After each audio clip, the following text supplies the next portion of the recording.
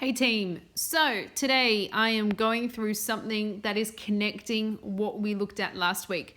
Now we are comparing our negative numbers. So when we compare, we need to think about our number line. So this is our number line here. And obviously it goes forever. So we continue going up from 5 to 6, 7, 8, 9, 10 and so on. And it does the exact same thing on the other side with the negative integers. So you can see this word here, integers. We use that when we talk about negative numbers because obviously when we're talking about real numbers or whole numbers, it's our positive numbers. The word I want to highlight to you today is integers because that is what we use when we talk about negative numbers, all right? Now, the negative numbers go on and on and on beyond -6. They go all the way to the other end of the billions and the millions. And the further you get away from 0, the smaller the number is. Now that'll make more sense in a second. As you can see, my -1 is actually my biggest negative number because it is the closest to 0. It is only one jump away. So it is my biggest negative number. In today's activity, you are going to use your knowledge of the greater than and less than symbol, and you're going to organize the negative numbers and the positive numbers and tell me which one is which. Okay, sorry about that awkward transition. I'm still trying to work my way around this. So today's activity, you guys are going to classify the numbers. You're going to sort them out. You're going to tell me which one is less than and which one is greater than. Remember, we read from left to right, so we need to apply our knowledge properly. All right, so I'm just going to look at these numbers here first. I've got -5 and the number 2. So is -5 greater than or is it less than? If we remember our number line from before, I'm just going to have to draw another one because my other one disappeared. We've got 0 here. We've got +1, +2, and 3. On the other side, -1, -2, -3. So this actually means for the first one, -5 is less than number 2, the number 2, okay? Moving on. -3 is what? Then 0. I can see -3 down here and I can see 0. So I know it is less than, okay?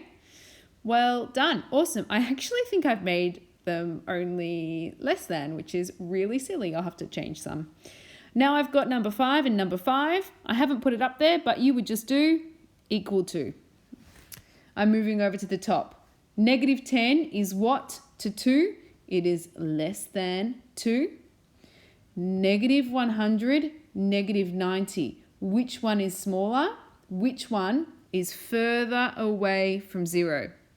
-100. So -100 is less than -90. Last one here. -1 is less than -0. I'm going to add in some extra ones. So like 10 and -10 and 7 and -7. Oh, I'll do something different, Caroline. Thinking on the spot, team. And -5. Okay, so 10 is what compared to -10? It is greater than, it's a lot bigger, as well as 7 and -5. Okay, it's a lot bigger than those numbers.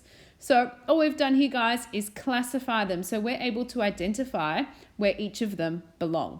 Okay, thanks for listening, guys. Hey guys, so I've had a couple of requests. Some of you think that there might not be enough work for you. Which I get, that's totally fine. So I'm just making another extra video so that you can possibly have a go at doing the extension today, which is BODMAS, possibly with some negative numbers. So over here in my bracket for the first one, I have got 2 times -6. Now remember, when I multiply a number with a negative, that the answer has to be negative because a negative overpowers it. So if I'm rewriting this underneath, this actually turns into -12 plus 10 times 2 plus 8. Now I've got to do my next step, which is 10 times 2. -12 plus 20 plus 8. All right? Now we have to do some working out because this is our first part. Now let me do a number line over here to work this out. We can do it the regular way, but I want to show you this way as well. If I'm at negative 12 on my number line, I have to add 20. First of all, I'm going to add 12.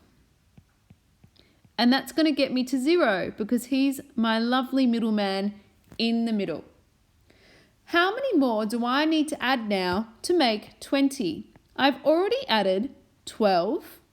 How many more do I need to add to make 20? I need to add 8. Fantastic. Once I've added 8, I've added my 20 now, and I get to positive 8. So now I can do the rest of my problem. Now the rest of my problem is 8 plus 8. There's no more negatives involved anymore, which is fantastic. I worked out my negatives over here. And now I've just got to work out 8 plus 8, which is 16. Okay? I hope that makes sense, guys. I'm just going to move this up a bit and then I can have some room to do my bottom question. Now, I'm actually going to change this question because I was going to do something else. Now, when I've got... Get out of here. Now I've got negative 3 times negative 8. And that's going to prove a bit tricky for us. But I'm not up to that yet because I'm doing my brackets. This is where I am. So, negative 3 times negative 8 plus 12 times 3. Well, I know 11 times 3 is 33. One more 3 is 36. Take away 30. Okay, so now I've got my problem.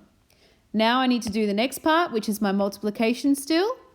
Now, when I have a negative and a negative, who remembers what happens? Because they're the opposite of, because they're the same, they clash, okay? They get upset with each other and they actually turn positive. So that means my answer to this multiplication problem is going to be positive and I have no negative numbers to deal with, which is amazing. So what is negative 3 times negative 8? That is positive 24. I don't need to write that because I know what positive 24 looks like. And then I can write the rest of my problem. Plus 36, take away my 30. And so 24 and 36, I need to combine them. I know 24 plus 6 is 30. And then another 30 makes 60. Continuing my equation, 60 take away 30. My answer is 30. Thanks, guys.